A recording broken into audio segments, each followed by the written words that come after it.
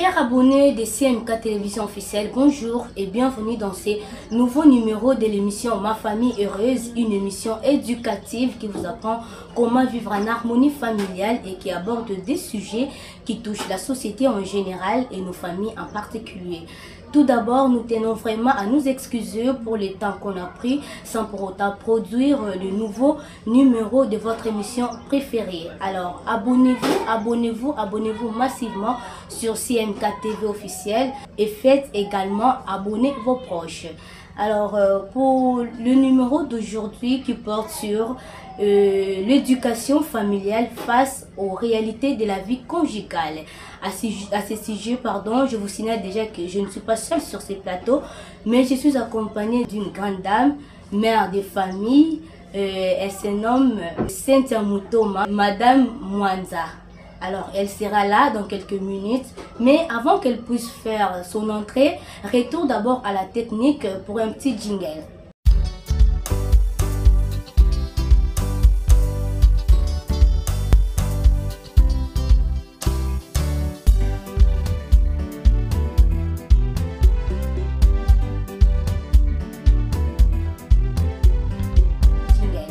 Voilà, elle est déjà là. Merci beaucoup. La technique est dirigée par Richard Ngambou pour ces beaux génériques. Alors bonjour Madame Cynthia. Bonjour Madame Corée. Vous allez bien, j'espère? Oui, ça va bien, par la grâce des yeux, ça va. Ah, ok. Et les enfants à la maison, ça va? Votre mari? Oui, ça va. Ok, avec Madame Cynthia, nous allons parler sur l'éducation familiale face aux réalités de la vie conjugale. Je vous signale déjà qu'elle est mariée, elle sait les réalités de la vie conjugale. Alors, Madame Cynthia, pouvez-vous nous expliquer un peu les réalités, comment est-ce que vos parents vous ont éduqué dans votre famille, dans votre maison, les valeurs acquises de vos parents? Ok, merci beaucoup Madame Corinne. En tout cas, parlons déjà de l'éducation familiale. Là, lorsque nous parlons de la famille, nous voyons l'ensemble de plusieurs personnes vivant ensemble. Quand nous parlons de l'ensemble de plusieurs personnes, nous voyons les oncles, tantes, mères, pères. Nous voyons plusieurs personnes. Alors, d'après moi, je vais essayer de donner l'éducation acquise de mes parents. En fait, mes parents m'ont donné, ils nous ont éduqués de plusieurs façons. Ils nous ont éduqués de plusieurs façons. Premièrement, il y a des aspects, il y a aussi des valeurs qu'ils nous ont données. Quand nous parlons des valeurs, nous voyons par exemple l'amour. L'amour, les parents nous ont montré l'amour. Et cet amour-là a commencé dès les bas âges et nous accompagne jusque dans les mariages. À part l'amour, nous voyons les respects. Nous voyons les respects. À part les respects, nous voyons aussi la patience. En tout cas, ils nous ont appris beaucoup de choses. Ok, alors parmi toutes ces valeurs-là, lesquelles vous ont beaucoup aidé ou vous êtes actuellement dans votre vie conjugale? Ok, merci beaucoup. Premièrement, c'est l'amour. Oui, c'est l'amour. On a commencé à aimer nos frères et sœurs à la maison. Et cela m'a accompagné jusque dans mon mariage. À part l'amour, il y a le respect. Il y a le respect. Les parents m'ont montré à respecter mon entourage, respecter mes frères, respecter mes soeurs. Quand bien même je suis l'aîné d'une famille, mais ils m'ont appris à respecter même les moins âgés que moi. Okay. Par exemple, je vais donner l'exemple de l'amour. Moi, dorénavant, j'étais colérique. J'étais colérique et ma mère me disait toujours, Cynthia, un jour tu seras mère d'une famille. Avec la colère, tu ne sauras pas gérer une famille. Tu ne sauras pas gérer l'homme. Parce que l'homme, on ne le gère pas avec la colère. Oui, c'est vrai, j'évoluais, ça n'a pas été facile. J'étais colérique même envers mes petites sœurs, mes petits frères. Mais j'ai mis en application l'amour qu'ils m'ont dit, qui m'ont conseillé dorénavant de mettre en pratique. J'ai mis cela en pratique et lorsque je suis rentrée dans les mariages, et je vous rassure, sans amour, rien ne peut évoluer. Parce que ce n'est pas facile. Lorsqu'on aime, c'est la personne qu'on ne connaît pas, premièrement. Nous ne nous connaissons pas. Donc, ce qu'il faudra faire, le mieux à faire, c'est de mettre en application l'amour. Donc, aimer d'abord une personne qui n'est même pas de notre famille. Et aussi savoir que la personne qu'on n'a pas grandi avec, il a plein de défauts. Il a aussi, bon, bien sûr, il a des qualités. Mais il a beaucoup de défauts. Il a aussi plein de qualités. Mais pour surmonter ces défauts-là, il faudra laisser l'espace à l'amour. Donc, lorsqu'il y a l'amour, comme on a toujours dit, l'amour supporte tout. Donc, l'amour supporte les défauts. Plus on aime, plus on évolue. Vous verrez même dans le mariage avoir un petit problème. Lorsque vous sentez que non, vous aimez cette personne et directement, vous n'allez pas tenir compte de ces problèmes-là. Ok, alors comment est-ce que vous avez fait pour essayer un peu de maîtriser cette colère que vous avez avant? Ah ok, merci beaucoup. Bon, ça n'a pas été facile de maîtriser la colère. Ça n'a pas été facile. Bon, seul, je me suis donné des disciplines. Ok. Je me suis donné des disciplines. Ça n'a pas été facile. Premièrement, je me disais, bon, devant tel ou tel problème, au lieu de réagir, j'ai préféré me taire. C'était d'abord le silence qui m'a aidé à surmonter cet amour. En dehors du silence aussi, j'ai associé aussi la prière. Parce que rien n'est impossible à Dieu. Ok, alors ces valeurs acquises de vos parents, ces valeurs-là vous ont aidé en quoi dans votre mariage, dans votre vie actuelle? Ok, merci beaucoup. Oui, tel que je disais, l'éducation commence dès les bas âges. Et l'éducation commence dans la famille. Vous voyez, je peux donner un exemple. Je me suis mariée aux personnes inconnues que je ne connaissais pas. Vous voyez? Oui. Alors, ça on parle de la belle famille. Hein? Les personnes inconnues. La belle famille. Oui. En fait, je parlais de ma belle famille, oui. Oui. Avant qu'il ne soit ma famille, c'était d'abord des personnes inconnues que je ne connaissais pas. Oui. Mais, grâce aux valeurs que les parents m'ont données, par exemple la patience, vous voyez, c'est pas facile, hein? C'est pas facile vivre avec une personne que tu ne connais pas, que tu n'as pas grandi avec. Chacun a son caractère. Mais grâce à l'éducation des bases que les parents nous ont données, tout a commencé dans la famille. Parce qu'on a eu à supporter nos frères et sœurs. Et je me rappelle ma mère qui me disait toujours, lorsque tu t'es marié, pour mieux vivre dans les mariages, considère ta belle famille comme ta famille. Exactement. Considère ta belle sœur comme ta sœur. Considère ton beau-frère comme ton frère. Alors, dans la famille, on avait des problèmes avec nos sœurs, nos frères. Il y avait des problèmes. Mais comment on réglait ça? Par la patience, l'amour, parce qu'on les aime. Alors, on se disait, bon, problème on a, tiens, on a assez. Alors, on tient, on a assez et on évolue. Alors, c'est comme ça aussi avec la belle famille. Oui, les problèmes ne manquent pas, des petits soucis ne manquent pas, des antécédents ne manquent pas.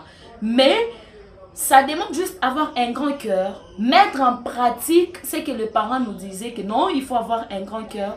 Et aussi les respects.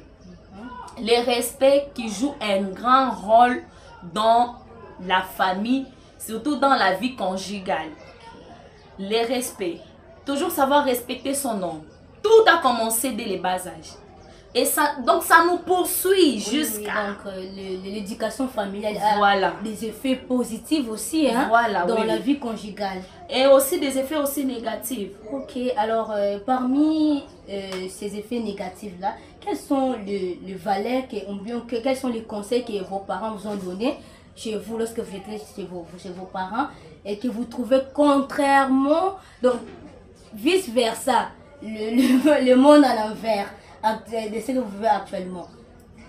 Merci beaucoup, Madame Corinne, pour la question. Je vais essayer de m'expliquer en quelques mots. Bon, vous savez, les parents, ce sont des humains. Ils sont limités aussi. Oui. Donc, chaque parent ne donne que ce que lui aussi il connaît, que ce qu'il a reçu. Vous voyez? Alors, moi, je peux dire que tout ce que mes parents m'ont donné, comme éducation de base, comme éducation familiale, bon, je suis en train de vivre ça dans mon mariage. Et sachant que ce sont des humains, ils sont limités. Alors, ils ne peuvent que donner ce qu'ils savent et ce qu'ils connaissent aussi.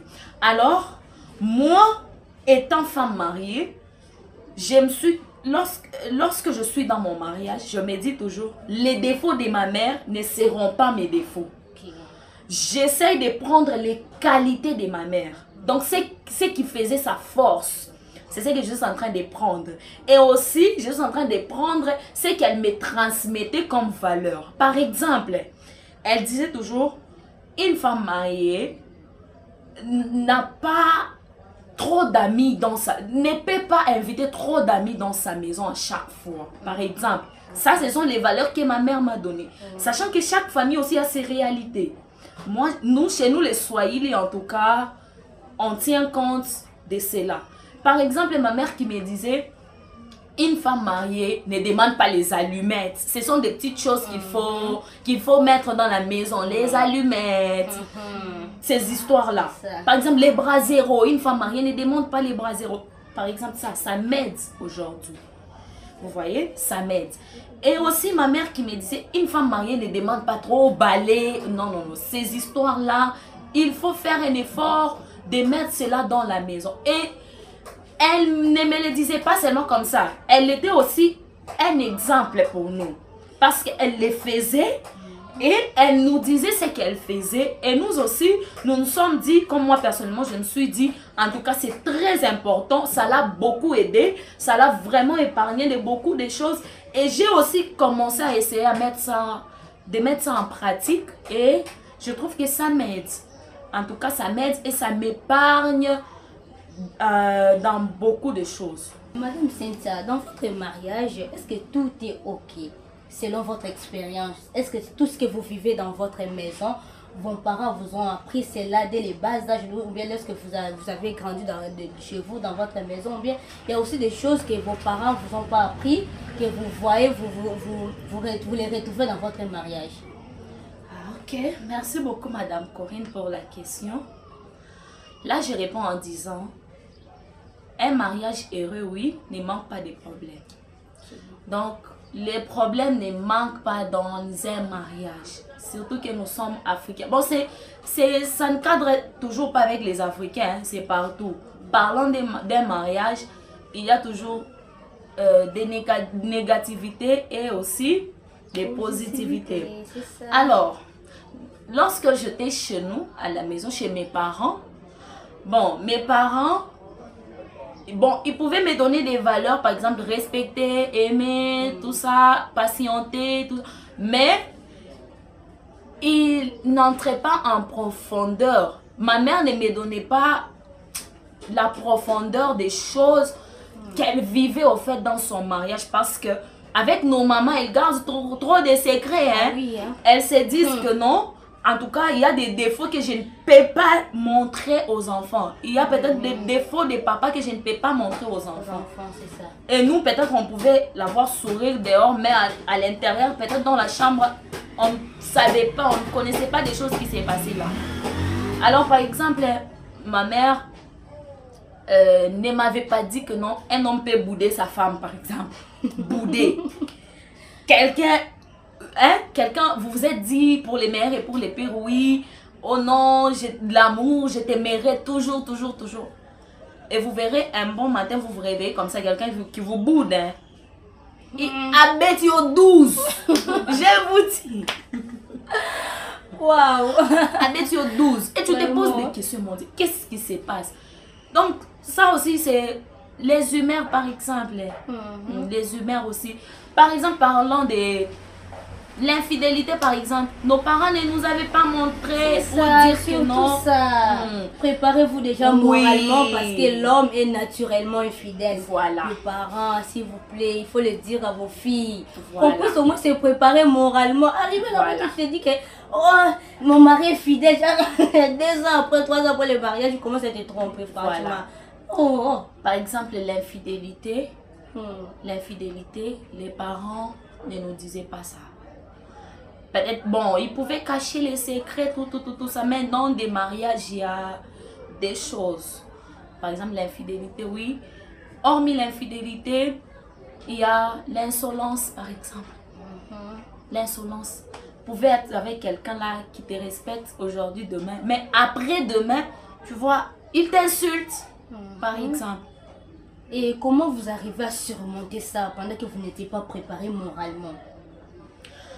Oui. Merci beaucoup, Madame Corinne, pour la question. Ok. Parlons déjà de la base, de l'amour. Vous voyez, Ah, ok. l'amour se porte. Hein?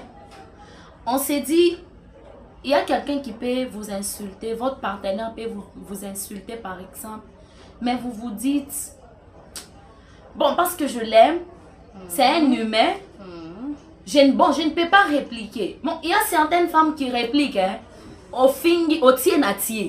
Donc, au fingi à fingi pe.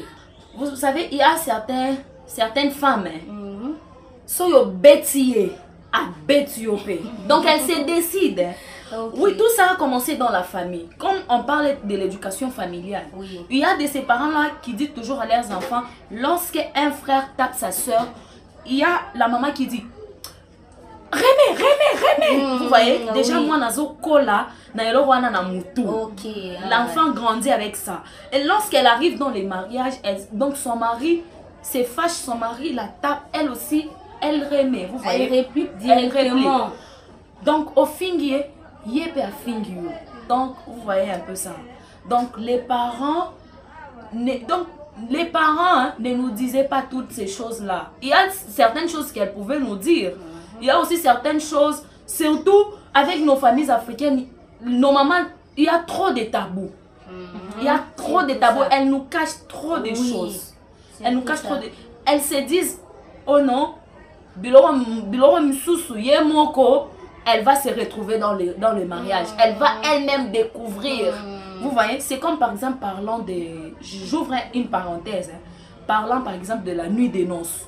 Il y a beaucoup de parents qui ne disent pas la vérité à leurs enfants. Ah oui, c'est ça. Comme moi, je ne me rappelle pas une fois où ma mère m'a... Tellement qu'elle avait honte de me Mais pourquoi dire... avoir honte de ses enfants? Ah, peut-être elle aussi, des valeurs acquises de ses parents. Oui, c'est ça. Donc, je ne me rappelle pas où ma mère m'avait dit non. Dans la chambre, par exemple, j'ouvre une parenthèse, je vais fermer une parenthèse. Par exemple, ma mère me dit non, le jour de la noce, la nuit des noces, ça se passe comme ça, comme ça, comme... Mais, au contraire, elle envoyait ses sœurs, vous voyez, ses petites sœurs, venir me le dire. Mais elle-même, de sa bouche, jamais. elle ne me disait pas. Il y a certaines choses, nous, bon, comme Dieu donne toujours l'intelligence aussi, il y a des choses acquises de nos parents qu'on a mis en pratique. Il y a aussi certaines choses naturellement comme ça, toi aussi. Ok. Tu te retrouves et tu te débrouilles et tu trouves que ça va. Ok. Alors, selon vous, comment est-ce que vos parents devraient éduquer ou bien préparer leurs enfants pour le mariage? En tout cas, une question très importante. Nos parents devaient au moins préparer et les hommes. Surtout les hommes aussi. Je vous dis. Surtout les hommes. Et les hommes et les femmes. Vous savez, Madame Corinne, dans cette génération, moi je trouve qu'on prépare beaucoup plus les femmes. Ok, les parents martèlent beaucoup plus sur les femmes. Oh, les femmes, soyez soumises. Les femmes, ne faites pas ceci, faites cela. Or, ils oublient aussi les hommes. Les hommes sont... L'éducation des hommes ont un grand rôle à jouer dans le mariage. C'est ça. Je vous dis. En tout cas, Madame Corinne, là, vous avez vraiment raison. Chers parents, donc les parents doivent aussi éduquer les hommes, préparer les hommes au mariage.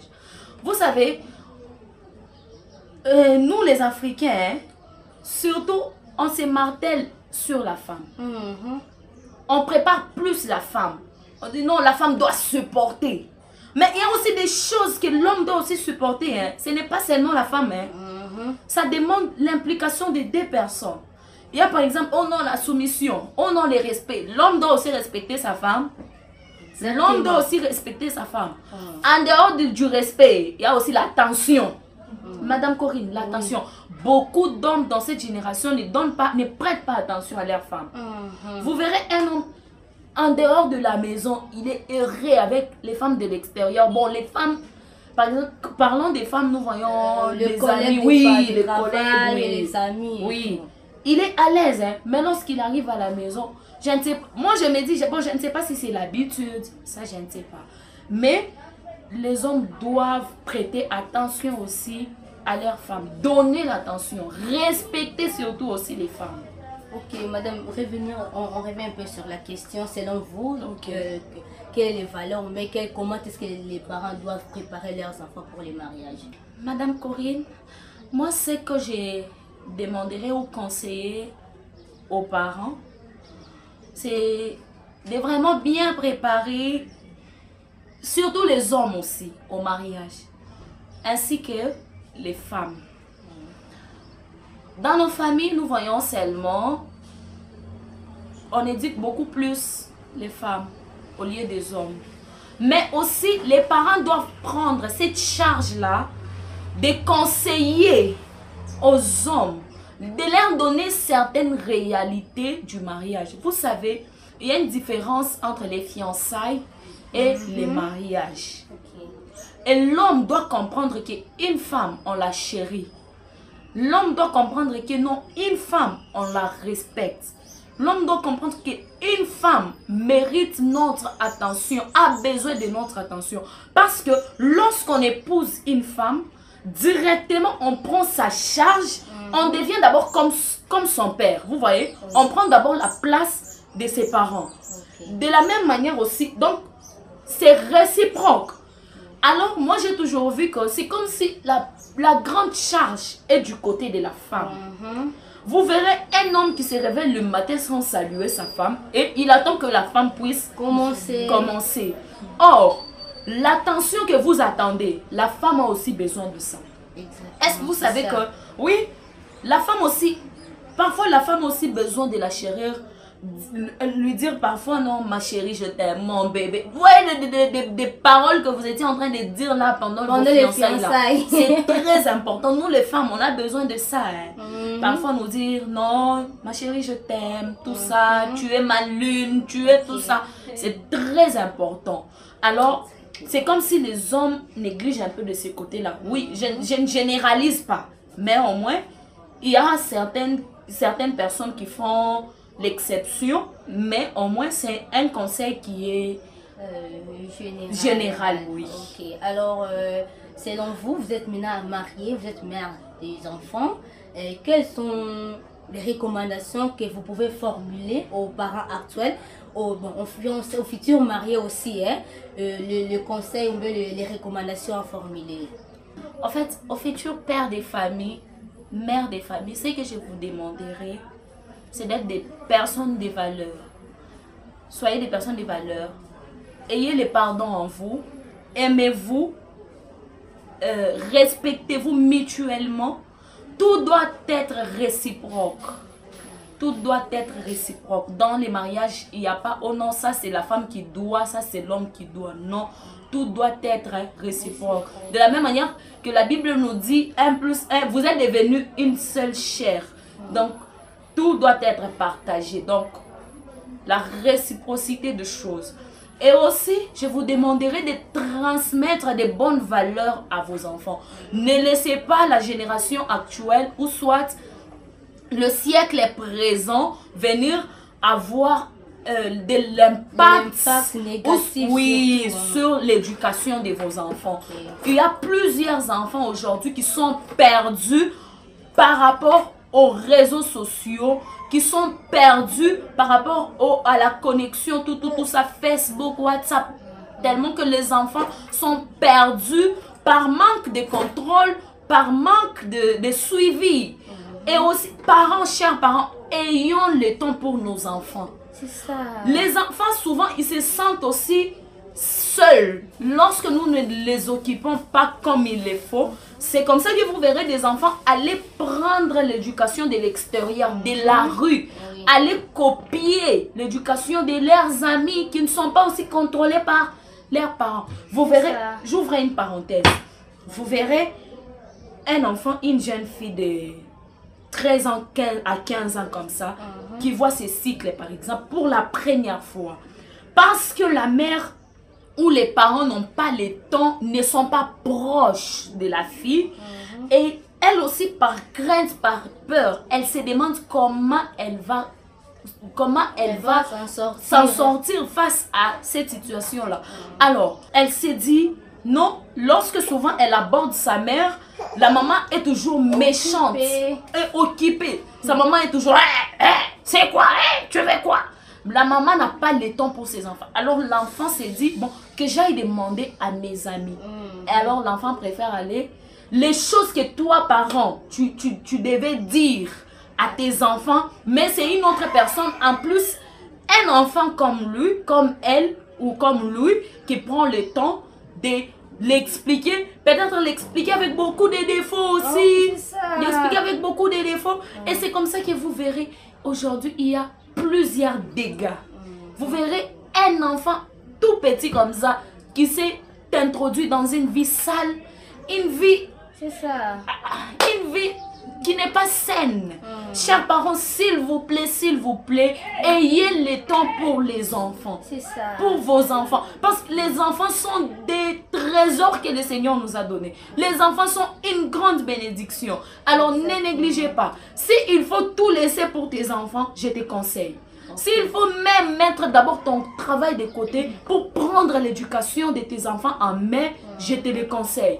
La famille avant tout. Avant tout, la famille. La famille est sacrée, hein, madame. Je vous dis, effectivement.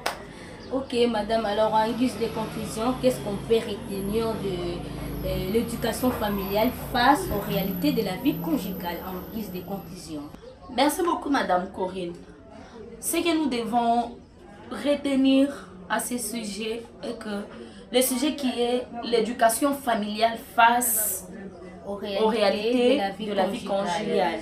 C'est que nous devons retenir que tout commence dans la famille. La base, c'est la famille. Donc, toutes les bonnes valeurs, comme par exemple, quand on a dit l'amour, le pardon, tout ça là, tout commence dans la famille.